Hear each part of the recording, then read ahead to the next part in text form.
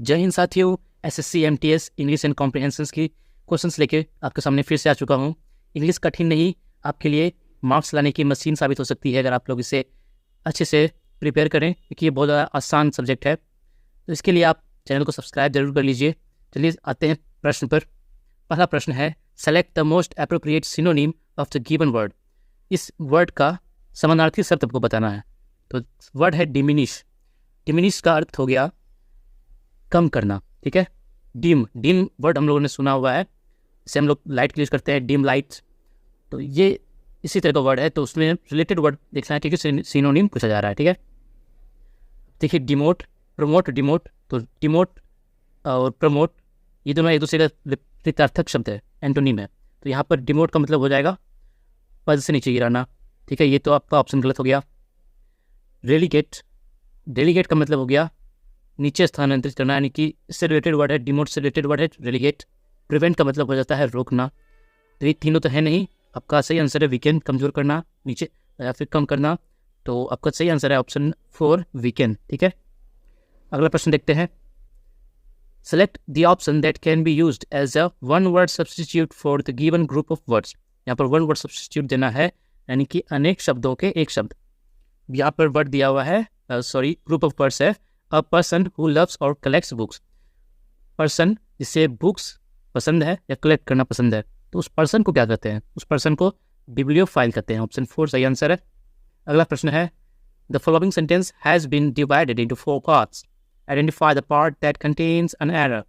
इसमें अब एरर है इस सेंटेंस में।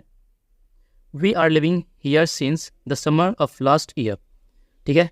अब यहाँ पर देखिए we are living present continuous tense बता रहा है, यहाँ पर हियर सिंस इस पर सूट नहीं कर रहा है। लेकिन अगर हम वी आर लिविंग को चेंज कर दे, जी हाँ दोस्तों, अगर वी आर लिविंग को हम लोग चेंज करके कुछ और बना दे तो क्या हो सकता है? We have been living. तो ऑप्शन आपका यहाँ पर ए सही आंसर हो जाएगा।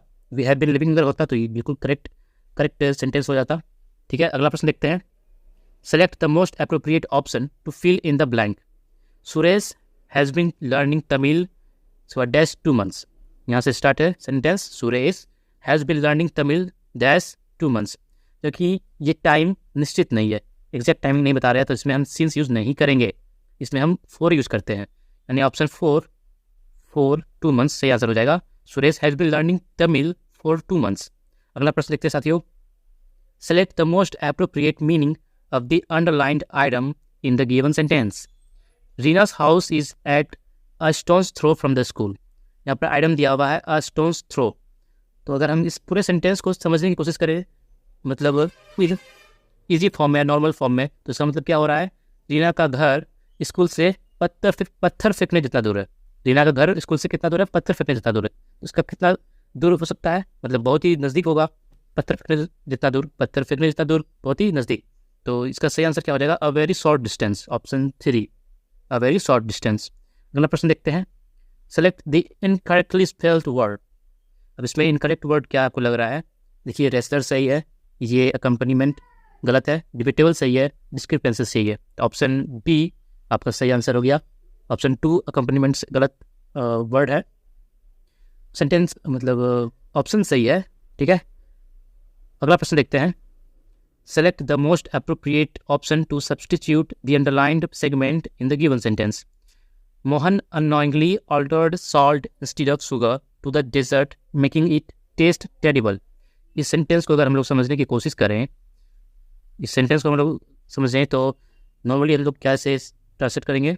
मोहन ने अनजाने में डिजर्ट में क्या डाल दिया? शुगर इंस्टेड ऑफ शुगर के जगह पे नमक डाल दिया, और इसे टेरिबल मतलब टेस्ट टेरिबल बना दिया, बहुत ही बुरा टेस्ट बना दिया। तो हम लोग यहाँ पे क्या कर रहा है? मोहन सॉल्ट डाल रहा है, ऐड कर रहा है, ठीक है। ऑप्शन ए यहाँ देखिए, added salt instead of sugar, ये हम लोग रिप्लेस कर सकते हैं इसके साथ। ऑप्शन 1 आपका सही आंसर हो गया। अगला प्रश्न है। Select the most appropriate meaning of the underlined item. यहाँ भी आइटम दिया हुआ है, सेंटेंस है the actor decided to live life in the fast lane. In the fast lane आपका आइटम है, मतलब फास्ट लेन का क्या कर सकते हैं? आप एक्साइटमेंट पे जीना चाहते हैं, एक्टर जो है एक्साइटमेंट में जीना चाहता है। ऑप्शन 2 देखिए, a life filled with excitement. Option 2 सही आंसर हो गया आपका। अगला प्रश्न है। parts of the following sentence have been given as options. Select the option that contains an error. Sanjana rubbed her eyes hardly. यहाँ पर आपका सेंटेंस करेक्ट जो होता वो होता Sanjana rubbed her eyes hard. Hardly का मतलब हो जाता है मुश्किल से, कठिनाई से, तो सेंटेंस पे फिट नहीं होगा आपका, तो हार्डली आपका ऑप्शन 3 सही आंसर है। अगला प्रश्न है select the most appropriate item to fill in the blank. I asked my friend to dash against her employers who are doing wrong to her. यहाँ पर आपको आइटम फिल करना है। आइटम्स क्या दिए हुए हैं देखिए, ऑप्शन 3 देखिए, फाइट द गुड फाइट। इसका मतलब हो जाता है अच्छे के लिए, सही के लिए लड़ना। तो यहाँ पर अगर हम लोग सेंटेंस को ट्रांसलेट करें, मैंने अपने दोस्त से उसके एम्प्लॉयर्स के अगेंस्ट कुछ डैश करने के लिए पूछा जो उसके साथ गलत कर रहे हैं, तो क्या करना है, सही के लिए फाइट करने के लिए, ठीक है, fight the good fight. Option 3 सही आंसर है आपका। अगला प्रश्न है parts of the following sentence have been underlined and given as options. यहाँ पे अंडरलाइन किया हुआ है, सेंटेंस पढ़ते हैं। यहाँ पे मिसस्पेल्ड वर्ड है, ठीक है। The single most important factor that distinguishes those of us who succeed in any venture and those of us who don't is this instant coffee attitude. यहाँ पर अंडरलाइन वर्ड ऑप्शंस पे दिए हुए हैं, एक है वेंचर, एटीट्यूड, डिस्टिंग्विश, सक्सीड। हम लोग देखेंगे यहाँ पर एक गलत वर्ड, मतलब मिसस्पेल्ड वर्ड है, सक्सीड। ऑप्शन 4 सही आंसर है, ऑप्शन 4। अगला प्रश्न देखते हैं। The following sentence has been divided into parts, one of them may contain an error। देखिए यहाँ भी एरर कंटेनिंग एक सेंटेंस दी हुई है। A night alone in a hotel can be lonely prospect. इसका सही क्या हो सकता था sentence, a night alone in a hotel can be a lonely prospect. यहाँ पे आपको ए ऐड करना चाहिए था, तो can be a lonely prospect, ठीक है। सही आंसर क्या हो जाएगा, option 1 can be lonely prospect. अगला प्रश्न है Parts of the given sentence have been underlined. One of them contains an error. यहाँ पे आप देखिए क्या सेंटेंस है।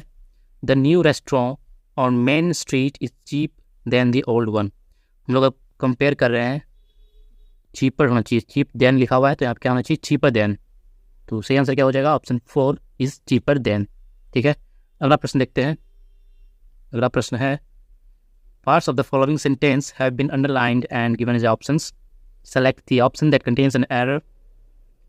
यहाँ पे अब सेंटेंस है My relatives shall have reached Amritsar by now.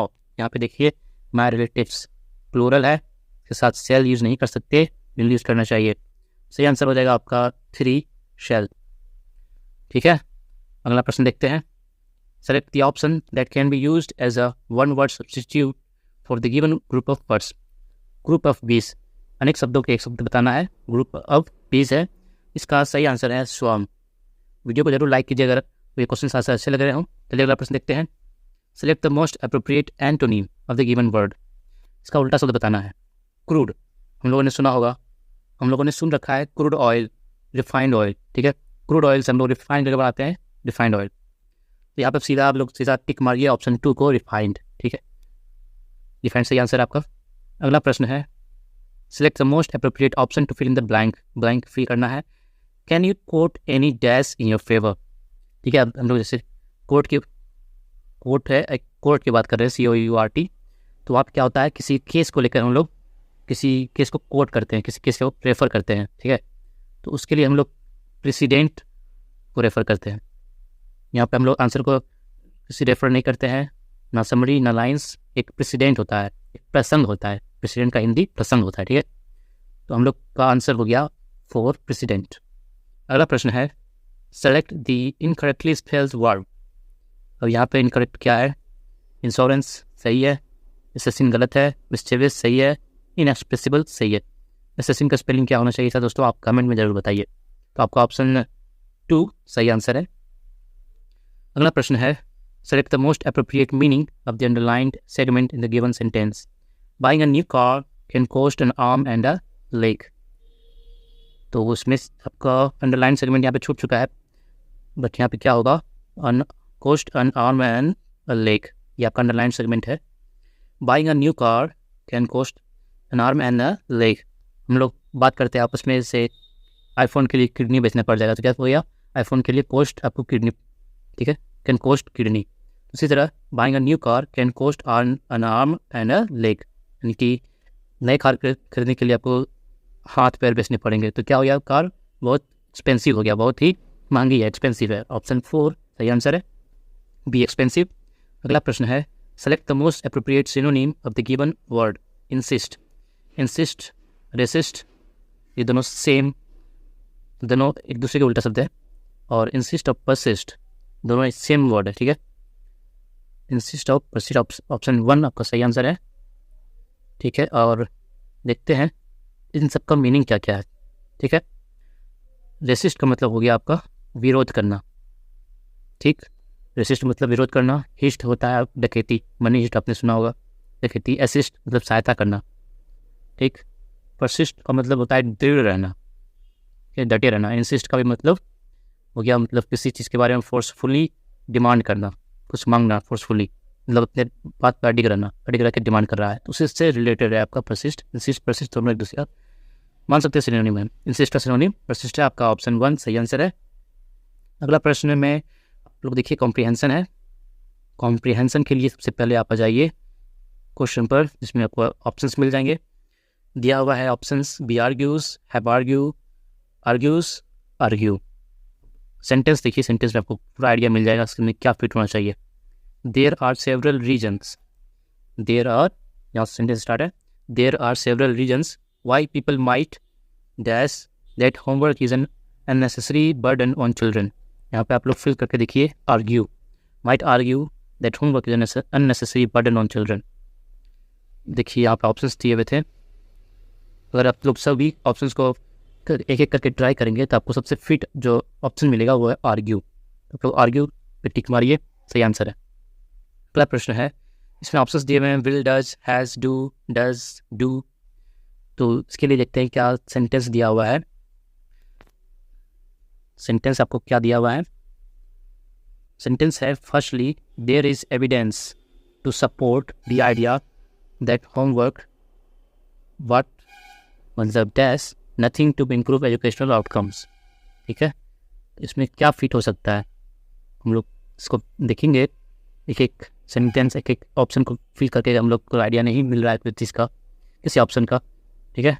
तो हम लोग पहले विल, डज, फिर हैज़, डू, फिर डज, फिर डू, इसी तरह से फिल करेंगे, सही आंसर। तो यहाँ पे आप देखिए, तो यहाँ पर आप देखिए, firstly there is evidence to support the idea that homework does nothing to improve educational outcomes. यहाँ पे हम लोग does nothing to improve educational outcomes अगर फिल करते हैं डज, तो देखिए ये परफेक्ट फिट लग रहा है और सही आंसर आपका डज हो जाएगा। आप 3 पर टिक कीजिए, डज सही आंसर है। और अगला प्रश्न है, select the most appropriate option to fill in blank 3। इसका ऑप्शन देख लीजिए, long enough, big enough, not enough, enough of. अब इसका सेंटेंस है, सेंटेंस देखते हैं। Secondly many parents would agree that the school day is already long enough. क्या होता है, काफ़ी लंबा होता है, long enough, and leaves their children too tired to do further study when they return home. आपका ऑप्शन लॉन्ग इनफ सही answer हो जाएगा, ऑप्शन 1 लॉन्ग इनफ। ये प्रश्न में है, सिमिलरली, नॉर्मली, फाइनली, यूजुअली, ये ऑप्शन हैं। फिट करके देखते हैं।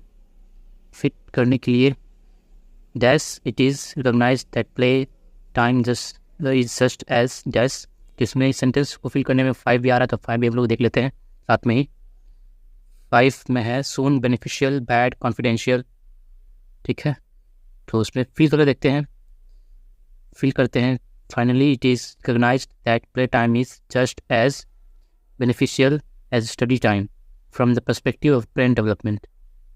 तो यहाँ पे फाइनली और बेनिफिशियल सही लग रहा है। तो फाइनली प्ले टाइम बेनिफिशियल किसके लिए हो रहा है, स्टडी टाइम के लिए, from the perspective of brain development, ठीक है। तो यहाँ पर सही आंसर हो गया था आपका फाइनली और बेनिफिशियल। यहाँ पे आपको टिक करना है ऑप्शन 3 फाइनली और फिर बेनिफिशियल, ठीक है। अगर क्वेश्चन आंसर आपको अच्छे लगे तो वीडियो को लाइक कीजिए, सब्सक्राइब कीजिए ऐसे ही क्वेश्चन आंसर के लिए, अपनी तैयारी करने के लिए, क्योंकि इस बार सिलेक्शन पक्का करना है। मिलते हैं अगले वीडियो में, तब तक के लिए नमस्कार।